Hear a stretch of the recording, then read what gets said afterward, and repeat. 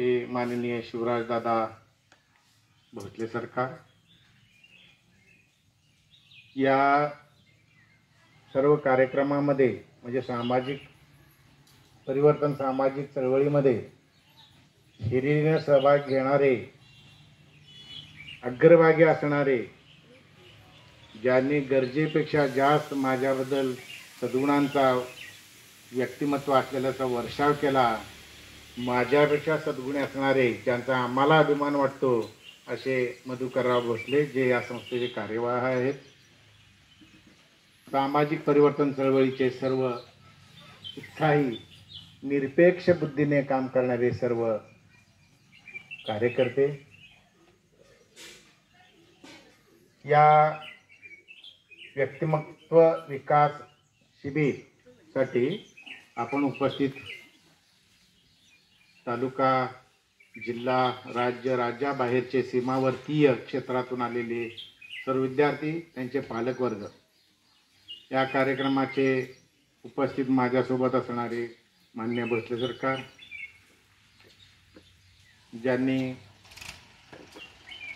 उद्घाटन केलं त्या माननीय पाटील मॅडमच ना सर, आणि मंचावरचे मान्यवर, या सर्वांना मी अभिवादन करतो. मी स्वतःला अतिशय भाग्यवान समजतो की एवढ्या मोठ्या कार्यक्रमामध्ये मला सहभागी करून घेतलं, नवे उद्घाटक म्हणून मला इथं बोलवलं. हा माझा एक व्यक्तिगत बहुमान मानतो. श्रीगुरूंच्या कृपेने, विठ्ठलाच्या कृपेने, संत सज्जनांच्या सान्निध्यात राहिल्यामुळे त्यांच्या विचाराच्या कृपेने हे सर्व साध्य होते. आपला सहभाग हा वेगळ्या पद्धतीचा असू शकतो, पण अशी नोंद घेणारे निरपेक्ष वृत्तीची व्यक्तिमत्व, सामाजिक संस्था, या समाजामध्ये विकासार्थ प्रेरणा देणाऱ्या अशा संस्थाच समाजाला नियंत्रित करू शकतात, समाजामध्ये विध्वंसक प्रवृत्तीला हटवून लावू शकतात आणि व्यक्तिमत्व विकासामध्ये महत्त्वाची भूमिका बजावू शकतात. अशी एक सामाजिक संस्था, ज्या अनेक सामाजिक संस्था आहेत, त्यापैकी ग्रामीण भागामध्ये स्वतःच्या आगळे वेगळं ओळख रुजवणारी, संवर्धित करणारी, वाढीस लावणारी अशी परिवर्तन सामाजिक संस्था म्हटलं तर वावगं ठरणार नाही. शाळा ही संस्कार केंद्र मानली जातात, हे खरे आहे, पण शाळामध्ये एक चौकटीतलं वातावरण असतं. विशिष्ट काळामध्ये तो पोर्शन पूर्ण करायचा असतो. परीक्षा केंद्रित शिक्षणदान करावं लागतं.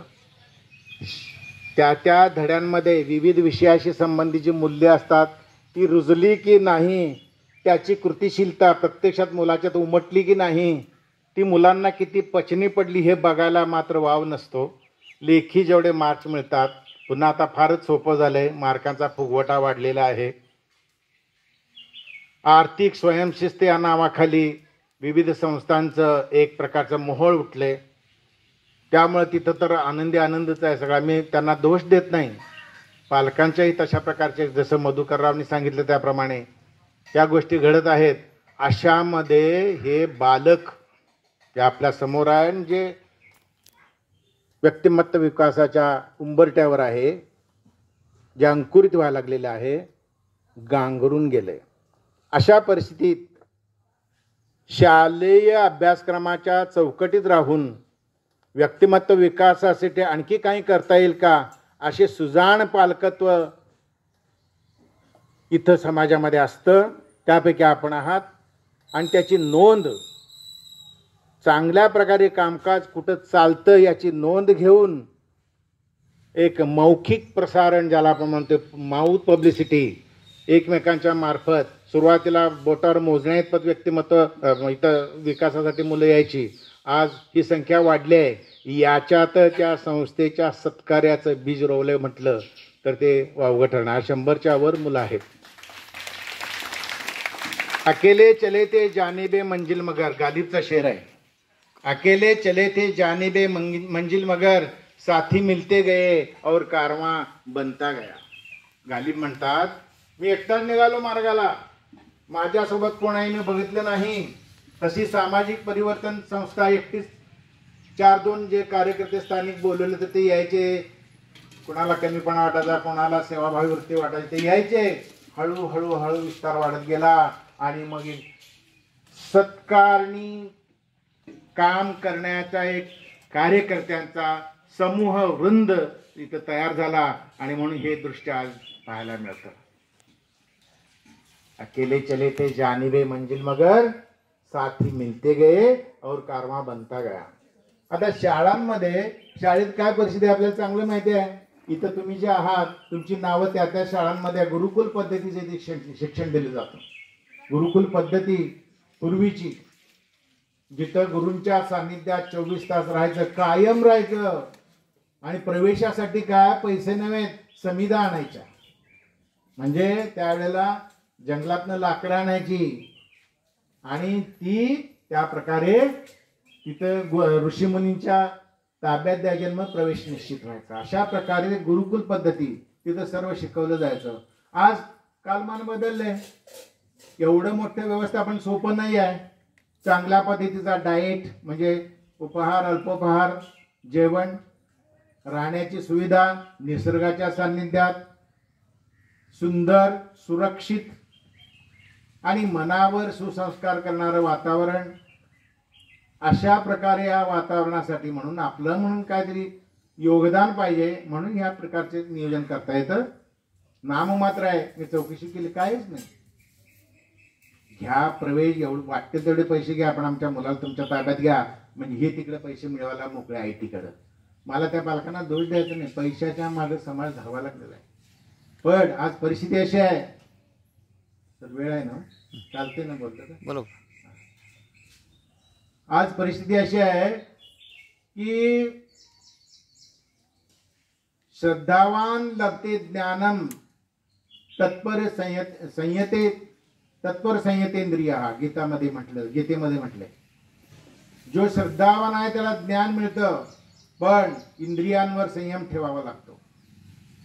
आपली ही पंच ज्ञानेंद्रिय आहेत आणि ज्या ज्ञानेंद्रियामुळं शब्द, स्पर्श, रूप, गंध या बाबींमुळं मोह निर्माण होतो आणि या मोहाच्या जाळ्यात गुरफटलं जातं आणि ते पोर बहकण्याचा किंवा व्यक्तिमत्व बहकण्याचे प्रश्नही निर्माण होतात. पण श्रद्धा जर असेल तर वाटचाल चांगल्या पद्धतीने होते. जेव्हा गुरुकुलात प्रवेश होतो तर गुरूंच्या पदांना स्पर्श करून त्यांना आपल्या मनातील जिज्ञासा जागृत झालेल्या ज्या असतात त्याचे प्रश्न विचारून आणि त्या प्रश्नाच्या उत्तराच्या आणि गुरूंच्या सान्निध्यातून जेव्हा गुरुकुलातून बाहेर पडतो तो विद्यार्थी सेवा कार्यासाठी बाहेर जाते, तेव्हा असे ते उपनिषदातलं एक सूत्र आहे. तर त्या सूत्राप्रमाणे श्रद्धा आणि मग ज्ञान प्राप्ती होते आणि आपले व्यक्तिमत्व विकासामध्ये शिक्षणाच्या वाटचालीवरील हे विकास अशा पद्धतीनं शाळांच्या 4 भिंतीमध्ये घडत राहतो किंवा गुरुकुलाच्या 4 भिंतीत घडत. गुरुकुलामध्ये एक वैशिष्ट्य, आता इथं सामाजिक परिवर्तन संस्थेमार्फत जे शिदोरी कार्यक्रमांतर्गत सरांनी सांगितलं, एवढ्या 5-6 दिवसाच्या सेशनमध्ये किती लेक्चरर्स आहेत. लेक्चरर्स म्हणजे फक्त व्याख्यान, हे व्याख्यान आहे. व्याख्याने निष्क्रिय बनवतं. बोलणारा तर बोलत राहतो आणि ऐकणारा मात्र ऐकत राहतो. ऐकणारा फक्त ऐकतो, बोलणारा बोलत राहतो. ऐकणारा पॅसिव्ह राहतो, निष्क्रिय राहतो. याचा अर्थ ते ऐकू नये का? प्रबोधनासाठी ते गरजेचं आहे. विचार ऐकणं गरजेचं आहे. ऐकलेल्या विचाराचं मनन चिंतन करून त्याची कृतिशीलता उमटणं, ते कृतीत आणणं हेही तितकंच गरजेचं आहे. तेव्हा मग हे संस्कार शिबिराचं आणखी काय वैशिष्ट्य? निसर्गाकडे चला. आता इथं मला एक मातीचं भांडं देण्यात आलं. सेनापती काक्षम इथं गाव आहे. आंतरराष्ट्रीय ख्यातीचे असे हे निर्माते आहेत, कुंभार बांधव. तर त्यांचं कशा प्रकारचं हे निर्माण होतं त्याची जाणीव तुम्हाला या संस्कार शिबिरातून करून दिली जाणार आहे. निसर्गाच्या सान्निध्यात आमचे मोर्चे सरांच्या सारखे पाटगाव भागातले येणार आहेत. ते तर एक व्यक्तिमत्व असं जे नेहमी सान्निध्यात निसर्गाचे आहे. पक्ष्यांच्या आवाजावरून ओळखतात की ती कोणता पक्षी बोलतो, तो काय म्हणतो, ते कोणत्या अवस्थेत आहे, हे पाहायला हे आपल्याला मिळत नाही. सिमेंटच्या जंगलात राहणारे आपण मुलं बाळं आहोत, पण हे पाहायला मिळत नाही. असे अनेक आहेत. सरांनी आणखी छान सांगितलं भोसले सरांनी की कोणतं गाव ते मळगे काय सर, केश कर्तनालय. मळगेसारख्या छोट्याशा गावामध्ये मॉडर्न टाईप जिथं रांग लागते, केश कर्तनालय, हेअर कटिंग सलून. तर सलून असं नाव नाही, त्याला वेगळंच काहीतरी नाव आहे. सरांनी सांगितलं हेअर क्लिनिक. हेअर क्लिनिक, क्या बात आहे. म्हणजे बघा, म्हणजे एक वेगळा आयाम अशा प्रकारे सुद्धा निर्माण करणे. ग्रामीण भागातली मुलं आहेत, चांगलं ट्रेनिंग घेऊन आले. शिवाजी विद्यापीठामध्ये केश कर्तनालयाचा डिप्लोमा घेतलेला आहे. कॅन यू बिलीव्ह, विश्वास ठेवू शकता का आपण? आणि तो घेतलेला डिप्लोमा शहरामध्ये जाऊन नव्हे, आपल्या ग्रामीण भागात रुजवलाय. त्याची भेट, त्या व्यक्तिमत्वाची भेट आपल्याला मिळणार, तेव्हा किती नशिबान आहात आपण. तर अशा प्रकारे हे कामकाज सुरू आहे. या कामकाजातून व्यक्तिमत्व विकास करण्यासाठी म्हणून ज्या बाबी उपयुक्त ठरतात त्याचा संदर्भ घेत असताना 2-3 मुद्द्यांचा मला परामर्श घ्यावा वाटतो. व्यक्ती जी आहे, आता मी तुमच्या समोर आहे, तुम्ही आहात माझ्या समोर, ही व्यक्तीची अभिव्यक्ती ही स्थूल देहातून होत असते. पण अंतर मात्र काय असतं, अंतरंगात मात्र जे संस्कार घडलेले असतात त्याची अभिव्यक्ती ही वर्तनातून दिसत असते. स्थूल देह म्हणजे हे जे शरीर तुमच्या समोर दिसतं ते हात, पाय, डोळे, जीभ, तोंड वगैरे वगैरे. अंतरंगात मात्र ज्या गोष्टी असतात ते आपण पाहतो, ऐकतो, जाणतो, समजून घेतो, चिंतन करतो, संस्कारित होतो त्याला आपण म्हणतोय, आणि त्याप्रमाणे अभिव्यक्ती होते. त्याच्यातून ती व्यक्ती कोणत्या पद्धतीची आहे एक सर्वसाधारण स्वरूप आपल्या नजरेसमोर असतं. स्थूल देह जो डोळ्याला दिसतो आणि ज्याच्यावर संस्कार घडतात मनामध्ये आणि त्याची अभिव्यक्ती प्रकटीकरण होत राहतं, त्याला संस्कार देह म्हणतात. हा सूक्ष्म संस्कार देह असतो. या संस्कार देहाला सांभाळणं, संवर्धित करणं, अंकुरित करणं हे आजकालची गरज झालेली आहे. जसं आकाशातून कोसळणाऱ्या ज्या धारा आहेत पावसाच्या, त्या हळूहळू सागराच्या जलाशयात किंवा पृथ्वीगर्भाच्या जलाशयात सामावतात, तिथंच त्या राहतात. तसं व्यक्तिमत्वाच्या जीवनाच्या वाटचालीमध्ये संस्कार, विचारांचे एक प्रकारचे एक संस्कार जे घडत असतात त्याचा संचय, तो संचय व्यक्तिमत्वामध्ये साचून राहतो आणि तो प्रकट होत राहतो. म्हणून हा संस्कार ज्या पद्धतीचा असेल त्या पद्धतीचं प्रकटीकरण, बोलणं, चालणं, लिहिणं, वागणं सगळं ते दिसत असतं. आता शाळांमध्ये काय चाललंय आपल्याला सगळ्यांना माहिती आहे. तंत्र क्षेत्राचं आक्रमण एका बाजूला आहे. पालक पैशामागे धावत आहे. धावू नये हा मुद्दा नाही आहे, पण त्यांना इतका वेळ नाही आहे की माझ्या पाल्याकडे मी कशा प्रकारे लक्ष द्यावं, त्याचे मित्र कोण, मैत्रिणी कोणतीच्या, किंवा कशा पद्धतीनं त्याचा प्रोग्रेस आहे, प्रगती आहे, ती पाहायला वेळ नाही. आणि त्याला शालेय पूरक असं काही वातावरण देता येईल का, असं विचार करायला सुद्धा या पती पत्नीला, म्हणजे पालकांना, पालकद्वय ज्याला आपण पती पत्नी आई वडील, त्यांना वेळ फार कमी मिळालेला आहे. तरी पण त्याच्यातून तुमच्यासारखी मुलं मुली पालकांनी इथं आणलेले आहेत. कौतुकास्पद बाब आहे. आजच्या जीवनाच्या वाटचालीत उपभोग प्रवण असं जीवन चाललं. उपभोग प्रवण म्हणजे काय, गाडी पाहिजे दारात, घरात टीव्ही पाहिजे, हातात लॅपटॉप पाहिजे, मला एक वेगळ्या पद्धतीचं हायफाय जीवन पाहिजे. हे उपभोग प्रवण जीवन आहे, ते अनिवार्य आहे, पाहिजेच. पण त्याच्यातूनच जीवनाचं एक प्रकारचं हे काय झालं, व्यावहारिक विकास झाला.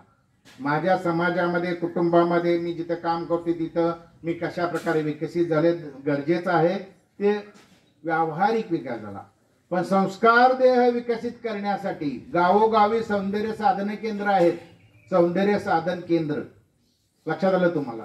हा, मग ते फेशियल असेल, आणखी काय असेल, आणखी काय असेल, चांगल्यापैकी हेअर ड्रेसिंग वगैरे, चांगल्यापैकी काय करा, फेस पॅक वगैरे काय काय असतं, सौंदर्य साधन केंद्र गावोगावी दिसतात.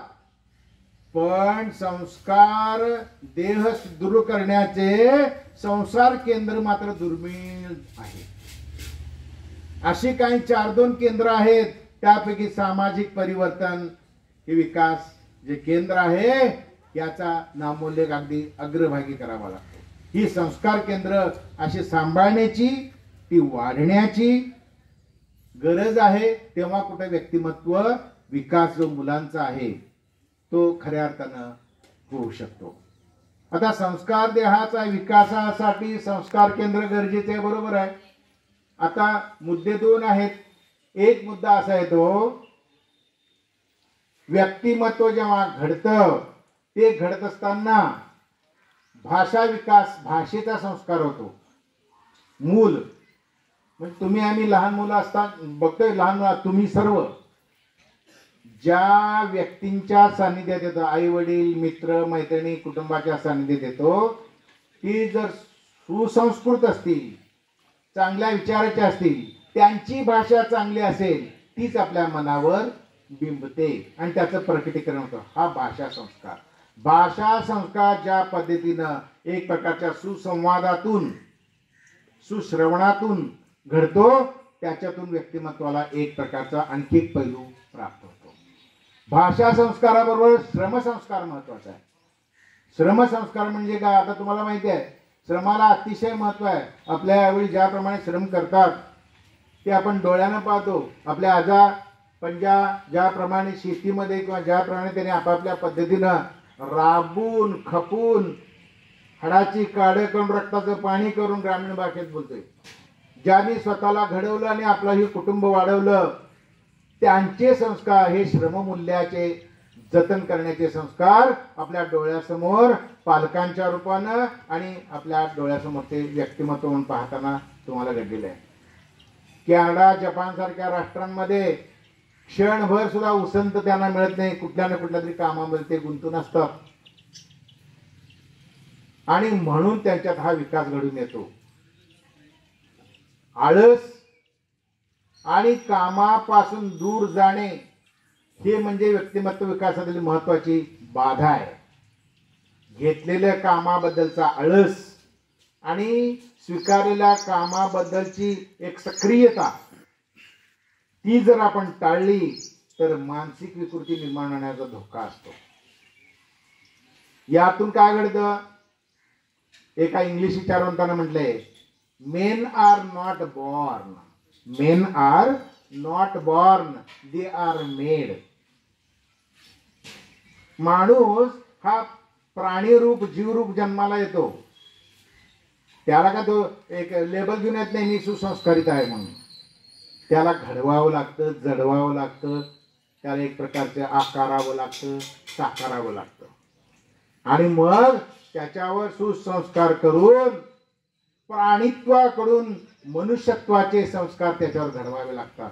त्यातमध्ये शाळा आल्या, त्यातमध्ये अशी संस्कार केंद्र आली. चालता बोलता जे दृष्टीला पडतं त्याच्यातलं ग्रहण आलं. ग्रहण कसलं असावं? नीरक्षीर विवेक ग्रहण पाहिजे. नीरक्षीर म्हणजे काय? राजहंस जो पक्षी आहे त्याच्या समोर जर दूध आणि पाणी मिक्स करून दिलं, बरोबर दूध उचलतो, तो बरोबर दूध शोषित करतो, पितो, प्राशन करतो. असं निरक्षीर विवेक. मोबाईल आहे, अटळ आहे, आज टीव्ही आहे, अटळ आहे, त्याच्यावर जगायचं आहे, पण काय बघावं, किती वेळ ते बघावं, त्याच्यावर आमचा कोणाचा वाच आहे की नाही. अतिशय संस्कारक्षम नाजूक मनावर कुसंस्कार घडणारे काही घडवणारे काही घटना असतात, दृश्य असतात. ती पाहायची की नाही, ती टाळायची कशी, याच्यावर पालकांनी नियंत्रण ठेवणे गरजेचे आहे. शाळा शिक्षक ते करतात, आपल्या पद सांगून करतात. कृतीशीलता ही प्रत्यक्ष मुलगा मुलगी तुमच्या सानिध्यात असताना कशा पद्धतीने त्याच्यावर संस्कार बघावे हे पण आपली नॉन ऑफिशियल पण रिस्पॉन्सिबल एक ड्युटी आहे. ही ड्युटी आपण करतो की नाही हा मुद्दा आहे. तंत्र शिक्षणाचं एक प्रभाव भरपूर आहे व्यक्तिमत्वावर, पण तो अटळी आहे. अटळमध्ये निरीक्षीर विवेक, अमंगलातून मंगल शोधण्याची, वाईटातून चांगल्याकडे जाण्याची दृष्टी मुलांना प्राप्त होण्यासाठी व्यक्तिमत्व विकासामध्ये अत्यंत गरजेची आहे. ती गरज असली संस्कार केंद्र निर्माण करतात. आणि म्हणून शिक्षण दानाबरोबर, शिक्षण ग्रहणाबरोबर व्यक्तिमत्व विकासामध्ये विविध पैलू आहेत, ते पैलू महत्वाचे आहेत. प्रत्येक पालकाला वाटतं माझा मुलगा इंजिनियर, डॉक्टर, सायन्स विभागाकडे जावा. अनुचित काही नाही, त्यात चुकीचं काही नाही. पण ते करत असताना माझा मुलगा, माझी मुलगी चांगल्या प्रकारची व्यक्ती होऊ शकेल याचंही भान आपण सर्वांनी ठेवण्यासाठी गरजेचं आहे. त्याचा शोध घेण्याची गरज आहे. चांगलं शोधण्यासाठी, पाहण्यासाठी मैलोन मैल तासन तास छपावं लागतं. आणि मग असे संस्कार केंद्रांचा शोध लागतो. आणि मग काही का असे नाही, चांगले विचार बिंबवण्याच्या सत्कृती घडत असतात. व्यक्तिमत्वातील भाषा विकास, भाषा संस्कार, श्रमसंस्कार आणि त्याच्याबरोबर मग आज म्हटलं men are not born but they are made. त्यांना घडवलं जातं. माती काय आहे? माती आहे, पण त्या मातीत शेती करावी लागते, तेव्हा चांगलं निर्मिती होते. दगड आहे, पण त्याला घडवावं लागतं. चिरे बनतात, त्याच्यावर संस्कार केले की मूर्ती बनते. दगडावर संस्कार केला की मूर्ती बनते. तसं प्राणित्व रूपानं, पशुत्व रूपानं जन्माला आलेला आम्ही प्राणित्व म्हणतो, मी पशुत्व नाही. तर त्या व्यक्तिमत्वाला घडवण्यासाठी सुसंस्कार म्हणजे संस्कार देह घडवण्यासाठी संस्कार शिबिर, संस्काराच्या अशा काही केंद्र गरजेची असतात. ते महत्वाचं आहे. आणि हे घडत असताना संस्कार काही वेळेला उचित अनुचित घडतात. ते कसं टाळलं पाहिजे हे आपण पाहिलं पाहिजे. हे पाहत असताना जेव्हा आपण वाटचाल करतो त्या वाटचालींमध्ये एक गोष्ट लक्षात ठेवली पाहिजे की माझ्या वाट्याला आलेलं कर्तव्य, आता मी विद्यार्थी आहे ते मी प्रामाणिकपणे करणार, मी पालक आहे ते मी प्रामाणिकपणे करणार. ते करत असताना त्या कर्तव्यापासून, त्या कर्मापासून मी दूर होणार नाही. कर्मण्येवाधिकार असते मा फलेषु कदाचन मा कर्मफल हेतुर्भ्रमा ते संगोच्च कर्मणी. जे वाट्याला भगवंत म्हणतात गीतेमध्ये, जे वाट्याला कर्म आलेलं आहे ते कर्म प्रयत्नांची पराकाष्ठा करून जेवढं प्रामाणिकपणे करता येईल तेवढं करत राहा. अर्जुना, तुम्ही आम्ही अर्जुन व्हायचं आहे. अर्जुन कसा होता? अनिंदक होता, कोणाची निंदा करायचा नाही. कृष्णाचा सखा म्हणजे मित्र होता. सुमती होता, विचार चांगले असायचे. आणि जी आज्ञा भगवान श्रीकृष्ण करायचे ती कधी त्या आज्ञेचं तो अवमानना करणार नाही, म्हणजे आज्ञाभंग कधी करत नसे. अशा त्या अर्जुनाला म्हणतात वाट्याला आलेलं तुझं कर्तव्य करत राहा. तुमचं कर्तव्य म्हणजे अभ्यास करणे, चांगल्या पद्धतीने व्यक्तिमत्व विकासामध्ये माझी भूमिका काय ते करत राहणे. व्यक्तिमत्व पालकांनी आपल्या आपल्या ड्युटीज करायच्या. आई वडील भाऊ बहीण पत्नी जे काय असेल ते करत असताना हे माझं कर्तव्य म्हणून करतोय. अरे मी करतोय म्हणून तुम्ही आहात म्हणून तुम्हाला चांगला ड्रेस मिळतोय, मी करतोय म्हणून हे चांगले बंगले आहेत म्हणून गाड्या आहेत म्हणून तुम्ही आहे, मी नसतो तर मी कसं करताय तेच बघूया असं म्हणून नाही. तो अहमभाव आला. अहम कर्तृत्व, अहम ज्ञातृत्व याचा टाळलं पाहिजे. हे टाळलं पाहिजे. स्वामित्व भाव आणि ममत्व भावाचा हळूहळू त्याग पालकांनी केला पाहिजे. ड्युटी करा, जी ड्युटी आहे ती निरपेक्ष भावनेनं करा. ती करत असताना त्याच्यातलं यश अपयश परमेश्वराच्या चरणी अर्पण करा. तिथंच मी आहे असं भगवंत म्हणतात. तर या सर्वात्मका ईश्वरा स्वकर्म कुसुमांची वीरा पूजा केली होय अपारा तोषा लागी. सर्वात्मक हा जो ईश्वर आहे सर्व व्यापलेला भरला घनदाट हरी दिसे संत ज्ञानदेव म्हणतात. हा सर्वात्मक ईश्वराला काय आवडतं? कर्म कुसुम तुमची केलेली प्रामाणिकपणाची कर्म कुसमे, जे काय तुम्ही, माझा अभ्यास असेल, माझे गणित सोडवण्याचं, माझे इंग्लिश पाठांतराचं काय असेल ते कर्म कुसम म्हणजे काय, पालक माझी ड्युटी, आलेला पगार, त्याचं व्यवस्थित नियोजन, त्या नियोजनामध्ये पुन्हा कर्म कुसमे, हे करतोय मी बाबा ईश्वरा तुझ्यामुळे घडतं, तू सर्वसाक्षी आहे, सर्वज्ञ आहेस, हे तुझ्या इथं अर्पण आहे. यश मिळालं माझं नाही तुझंच आहे, अपयश मिळालं काय हरकत नाही, तुझी इच्छा. खचून यशानं हुरळून जायचं नाही, अपयशानं खचून जायचं नाही. लक्षात ठेवा, यशानं हुरळू नका, अपयशानं खचून जाऊ नका, तर आपलं व्यक्तिमत्व चांगल्यापणे बॅलन्स्ड नेचर, संयमित व्यक्तिमत्व राहतं. हे सगळं आपल्या ऋषी मुनींनी, संत सज्जनांनी मांडून ठेवलंय. जिथं जिथं जाल तिथं तिथं ह्या पाट्या आहेत. 4 पैसे मिळतात, त्या 4 पैशांच्यातील एखाद्या पैशाचा विनियोग ज्या समाजात मी वावरतोय त्या समाजाचं मी देणं लागतोय, याचं भान ठेवून जर आपण करत राहिलो. जोडावे धन उत्तम व्यवहारे, उदास विचारे वेच करी, संत तुकोबराय म्हणतात. उत्तम व्यवहारानं पैसे मिळवा, पालकांना सांगणं आहे. आणि ते पैसे मिळाले त्यातला एखादा पैसा जे तुमच्या क्षमतेतला आहे, जेवढे देऊ शकाल तेवढे चांगल्या कामासाठी ते वापरा. मन शुद्ध होतं, पवित्र होतं, शांत होतं.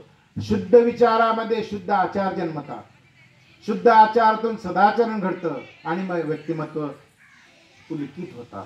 अशा प्रकारे व्यक्तिमत्व जर पुलकित करायचं, स्वतःचं व्यक्तिमत्व स्वतः पहिल्यांदा आपण शुद्ध विचाराने आचरण करू, तेच संस्कार बिंबतात मुलांच्यावर. आणि मग संस्कार केंद्र हे पूरक म्हणून त्याला ठरतात, शाळा सुद्धा पूरक म्हणून ठरतात. असं करत असताना मगाशी मी म्हटलं की या बाहेरच्या जगामध्ये अमंगल वातावरण आहे, वाईट वातावरण आहे, निराशमय वातावरण आहे. मुलांचं काय व्हायचं, कसं व्हायचं, गुणांच्या मागे धावायचं म्हणजे मार्क्स, का सद्गुणांच्या संस्काराच्या मध्ये बिंबायचं, का दोन्हीचं कॉम्बिनेशन करून व्यक्तिमत्व माझं उभं करायचं मुलांच्या रूपातनं. हा एक वेगळा डिलेम्मा, जिथं आपण द्वंद्व ज्याला म्हणतोय ते निर्माण झालेलं आहे. अशा वेळेला परिवर्तन सामाजिक ही जी संस्था आहे अशा प्रकारे एक मेणबत्तीचं काम करते. मेणबत्ती अशा गुरुदेव रवींद्रनाथ टागोरांची एक कविता आहे, त्या कवितेचा संदर्भ देतो आपल्याला माहिती असावा. सूर्यानं एकदा सगळ्यांना प्रश्न केला, मी आता अस्ताला निघालोय, सगळीकडे अंधार पसरणार, कसं व्हायचं या जगाचं, कोण बोलायला तयार नाही. सूर्य म्हणतोय काय, त्या कवितेचा संदर्भ देतोय की मी आता जाणार, अस्ताला जाणार, सगळीकडे अंधार पसरणार, सगळी पृथ्वी अंधकारमय होणार, काय करणार. मग कोणी काय करणार सांग, कसं सूर्याच्या भूमिकेत कोण येणार.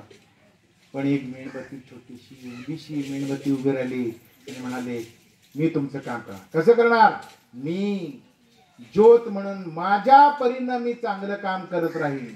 इथं बघा खारोटीची भूमिका, आपल्या परीनं प्रकाश फैलावायचा आणि सत्य उजेडात आणायचा, आपल्या परीनं प्रकाशमय वातावरण निर्माण करायचं, अंधार दूर सारायचा, असे मेणबत्तीची भावना. अशा नैराश्यमय वातावरणात मिणमिणत्या पणतीचं काम सुद्धा सामाजिक परिवर्तन, हे परिवर्तन सामाजिक चळवळ करते. अशा अनेक संस्था आहेत.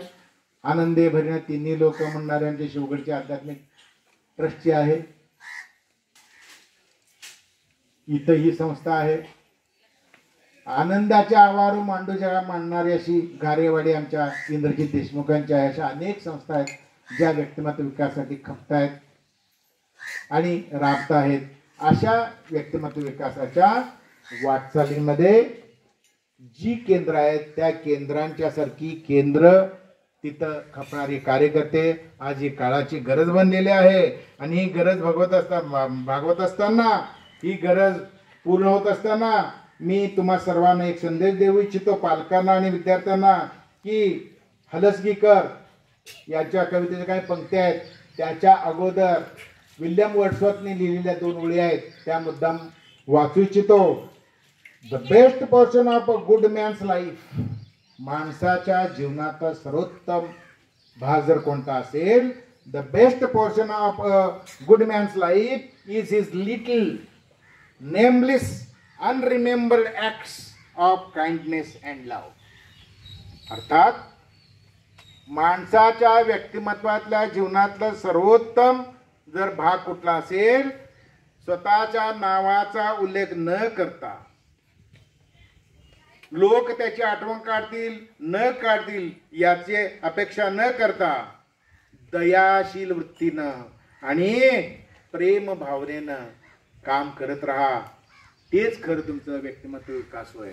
आता प्रेम म्हणजे काय? वासनेनं असतं ते वेगळं आणि व्यापक उदात्त रूपानं असतं ते वेगळं.